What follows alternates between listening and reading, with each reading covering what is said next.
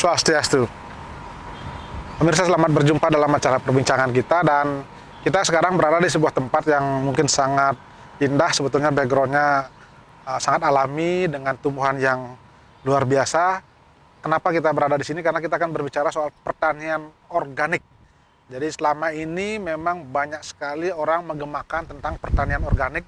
Organik itu apa sebetulnya, dan bagaimana Bali ke depan menjadi pulau organik, dan mampu tidak sebetulnya Bali menjadi sebuah pulau organik. Untuk itu sudah hadir di tempat kita seorang ahli dan juga mungkin pelaku praktisi pertanian organik. Beliau adalah Bapak Insinyur I Gusti Ketut Rikse, yang mantan Kepala Dinas Pertanian Kabupaten Bangli. Kita sapa dulu beliau. Om Swastiastu, Pak Gusti. Swastiastu, Pak Gus. Sehat, Pak? Oh, astungkare. Sehat nggak ya? Baik. Pak, kalau kita bicara soal pertanian organik ini, saya mau tahu apa sebetulnya pertanian organik, Pak? Bapak lama sekali kayaknya menggeluti pertanian organik. Bisa dijelaskan dulu, Pak? Begini, banyak orang berbicara organik, tetapi sekedar pembicaraan itu kurang fokus tentang organik, kurang menyentuh yang hakiki terhadap organik itu. Kebetulan saya pencinta lingkungan, pencinta organik sekaligus. Begitu mendengar organik, tersulut hati saya untuk memperdalam. Jadi saya belajar pertanian organik sekitar tahun 95. Dan belajarnya agak jauh di negeri seberang, Gajah Putih. Pada saat itu kita belum pernah mendengar kata organik, karena kita kemasukan teknologi kimia di pertanian. Semua mengidolakan kimia. Jadi kita pada saat itu menurut saya berada di persimpangan jalan, organik atau non organik. Gitu. Organik saya mengartikan hidup. Anorganik berarti tidak hidup. Dan kita semuanya menginginkan yang hidup. Jadi kita bicara organik dan anorganik berarti berbicara soal hidup dan mati. Bukan main maknanya. Ya. Kemudian organik itu saya dengar dari, saya baca dari literatur barat. Bukan rekayasa manusia. Itu ciptaan Tuhan itu semua. Ya. Orang-orang barat mengatakan ketuhanan bumi dan ketuhanan matahari bersatu. Itu yang menciptakan. Di kita namanya mungkin di sekitar Ongkare Ngada, Gongkare Sungsang. Ya. Bukan main lalu kalau kita baca filsafat Hindu yang zaman dahulu itu. Ya. Kebetulan saya sempat kursus dulu. Saya orang pertanian tapi kursusnya kok filosofi gitu ya. 8 bulan. Di sana saya mendengar dari buku Pancadewata, Catur Jadma, Trikuta, Dua Para, Kanteng Mas, Siwar Mas, Bun Bangkong, dan sebagainya. Ya, sampai kepada membaca Dharma, Sunnya, dan sebagainya.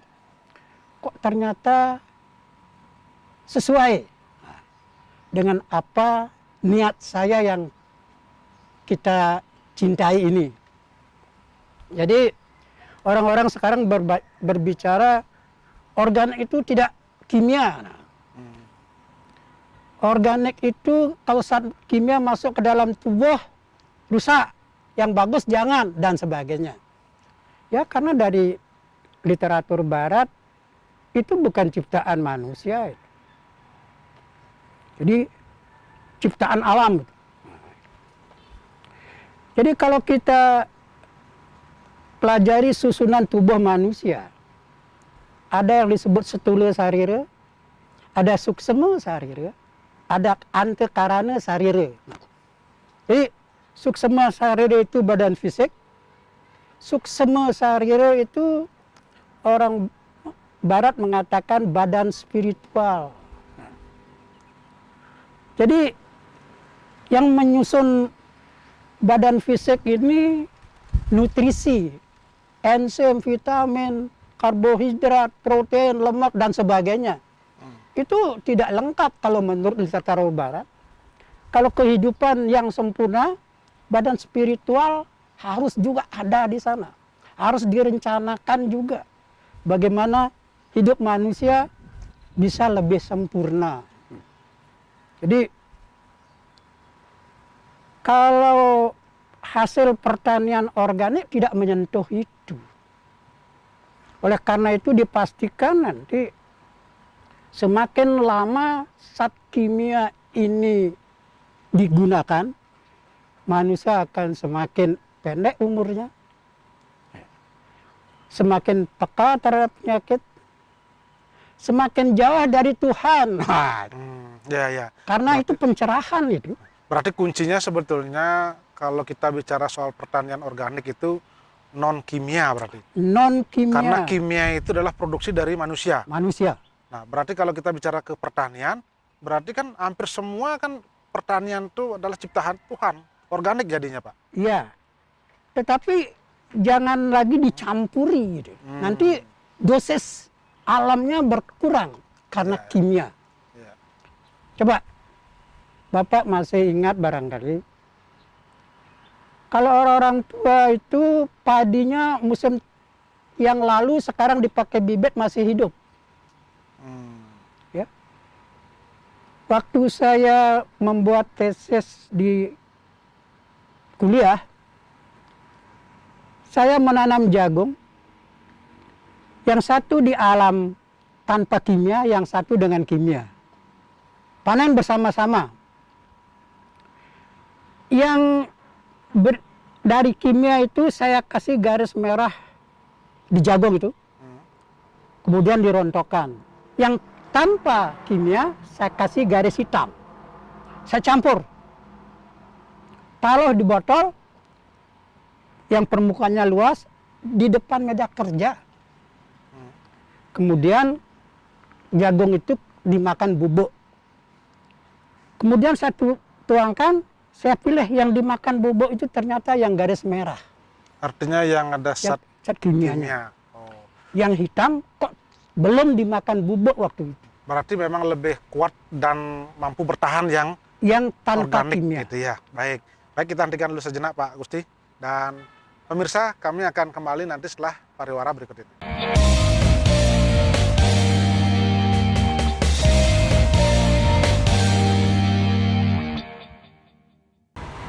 Pemirsa, masih dalam acara perbincangan kita berkaitan dengan pertanian organik dengan seorang ahli pertanian organik dan sekaligus praktisinya sejak lama sekali, Bapak Insinyur Gusti Ketut Trikse, yang juga adalah mantan Kepala Dinas Pertanian di Bangli.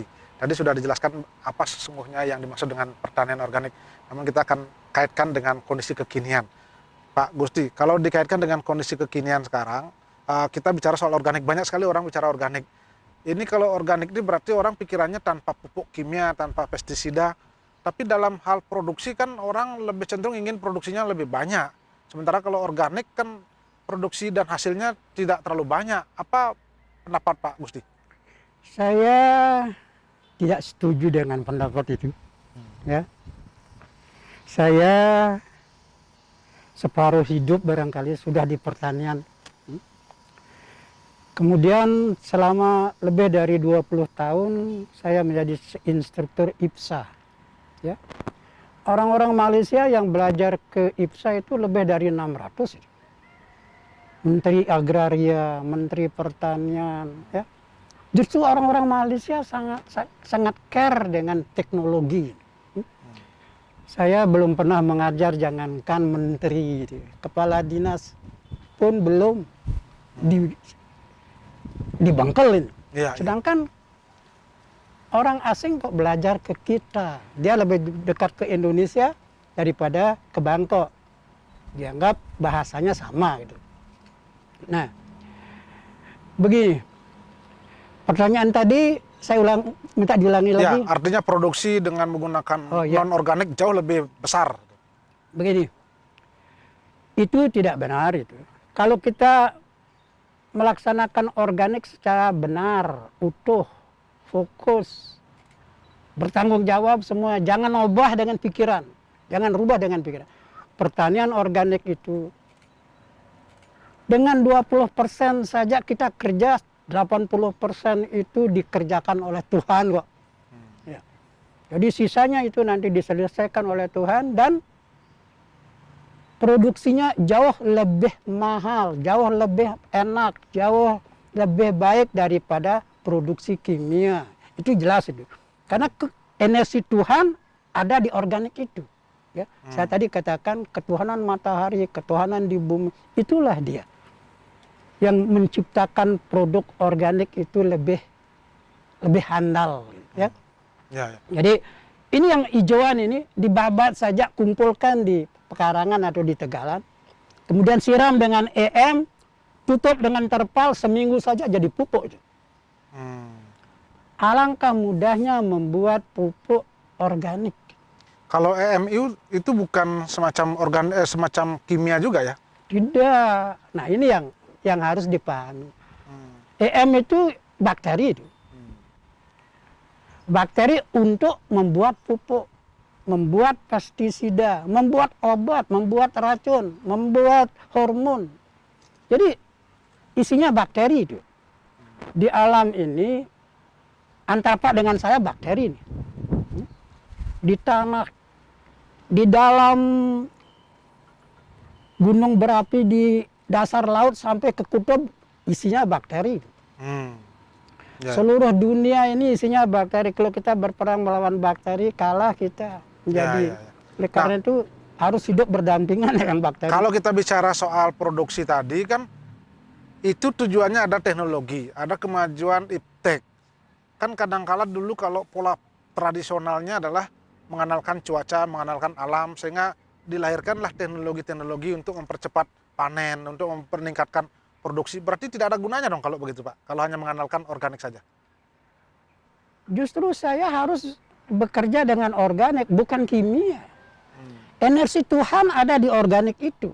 Sedangkan produksi kimia, apalagi pekerjaannya di laboratorium ciptaan manusia itu, saya lebih cenderung menggunakan ciptaan Tuhan, ciptaan alam. Ya. Sesuai dengan kita berada di Bali ini harus lebih dahulu mendalami itu. Sehingga istilah Bali itu nekengati dengan organik. Bukan hanya di mulut saja organik. Lalu bagaimana Bapak berpendapat ketika misalnya saya lebih cenderung ingin produksinya meningkat, tetapi sisi lain mungkin menggunakan kimia karena dipercepat produksinya, tapi sisi lain kalau organik saya terlalu lama hasilnya, kemudian waktunya juga belum pasti panennya dan kadang-kadang juga gagal dianggap. Iya, tadi saya katakan itu yang saya tentang. Organik itu produksinya lebih tinggi, kualitasnya lebih tinggi juga, harganya pun lebih tinggi, dampaknya terhadap kesehatan manusia lebih tinggi. Kalau ingin secara jelas, barangkali kita latihan. Nanti di sana saya mempunyai caption yang banyak tentang EM ini, ya. Jadi membuat pupuk saja gampang, murah, cepat jadinya. Kalau kita pakai secara benar, sekarang kita pupuknya besar di sawah. Tidak sampai 3 kali panen, kita harus meningkatkan ketinggian pematang karena tanahnya mengembang. Kandungan bahan organik di dalam tanah menjadi lebih besar. Jadi lignoprotein kompleksnya itu menjadi lebih banyak. Kalau kimia terus-terusan, tanah itu akan menjadi tanah mati. Dan rusak. Rusak. Bapak ingat, umur tanaman menjadi pendek. Yang makan tanaman itu juga umurnya pendek kok. Jadi manusia itu sekarang Berumur pendek. Kalau bisa dihindari makanan-makanan yang memang bersumber dari kimia tadi, pupuk, pestisida itu ya. Saya katakan sering, manusia modern sekarang kena korban industri. Makan makanan hasil industri, minum minuman hasil industri, bernafas pun dengan asap industri. Dan akhirnya cepat meninggal. Itu. Baik, kita hentikan dulu sejenak dan pemirsa kami akan kembali nanti setelah pariwara berikut ini.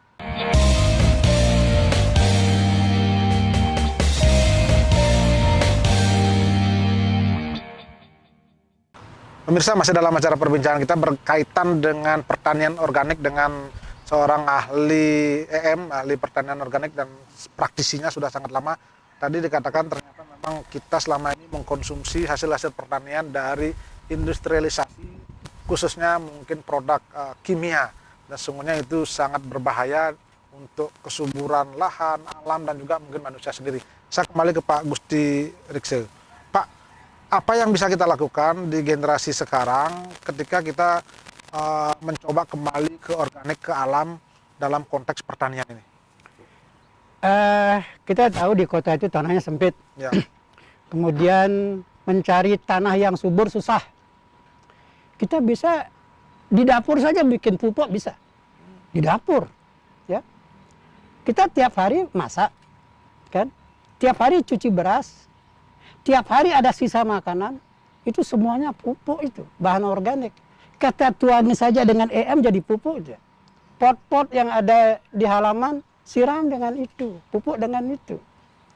Nanti kita adakan latihan bagaimana caranya membuat pupuk, ya. Itu sangat menarik. Mulai dari dapur bisa regenerasi, rehabilitasi bumi, bukan main ya, bumi.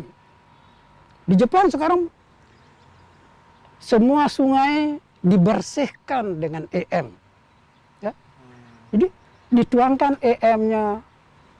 Setiap desa ada koordinator menyiramkan EM di sungai, mencuci pakaian dengan EM, minum dengan EM, cuci beras dengan EM, sayur dengan EM dicuci.